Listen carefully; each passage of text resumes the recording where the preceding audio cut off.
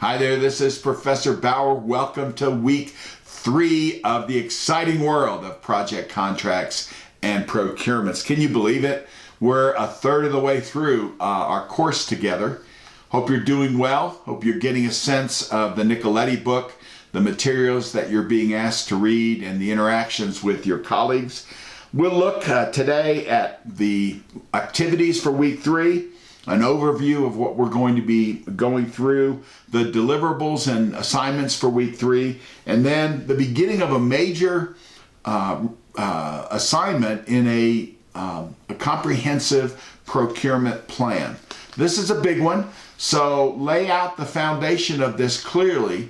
Make sure that you give it the attention, because it will be a strength that will help you in the weeks to come, or a difficulty that will dog your steps longer than you want. And it's really up to you and your intensity on this project to determine that.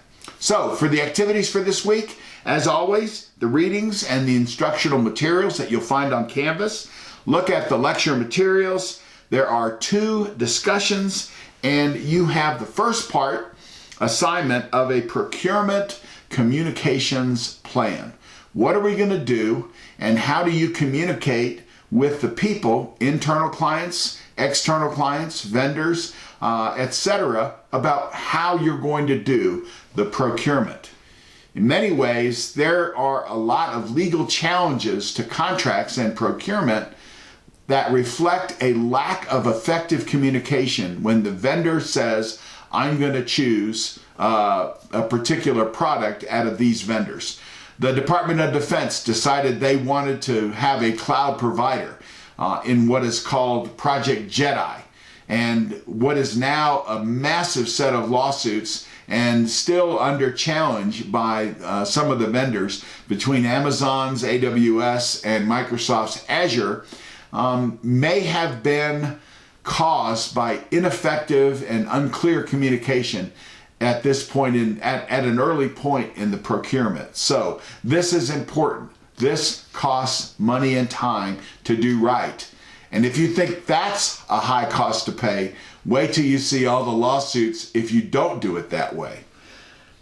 We'll look at a procurement plan that includes some of the following areas: a charter and vision, market research, the voice of the customer that we're going to leverage from your work last week, your procurement approach and your communications there, what is vendors or suppliers' performance requirements, what are your service standards in terms of quality, in terms of shipping, in terms of logistics, meeting your supply chain coordinates, etc., all those things, and what's your approach to managing the contract. So keep that in mind.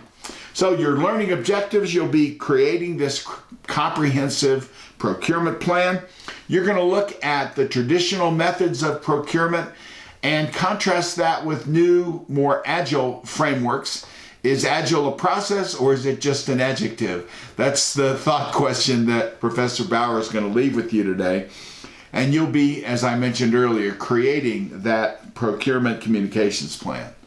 As in all things and all assignments here at DU, the rubric is your friend. Look at the left side of this eye chart and see what's involved in producing a paper of excellent quality, which I know each of you can do. Last week we had our first Zoom room, and one of the students came forward and asked a question about what actually was the deliverable of the assignment and what were steps along the way to build the deliverable. It led to a good discussion about a change that I saw needed to be made last time I taught this course. The text in the assignment paragraphs was a bit unclear. And so right then, right there, we clarified it, made the edit change in real time, and then walked through what the assignment was all about. All of 15 minutes. We also got to know each other and had, as best Zoom or Teams can provide, a pretty decent conversation about how the course was going. If you find yourself a bit challenged by the assignment, or you've kind of been just barely getting by and you really want to get caught up to speed and commit yourself to the course, let me recommend the Zoom room. It starts at 6:30, goes to 7:30 every Thursday afternoon, evening, and that would be Mountain Time for our folks living on the East Coast.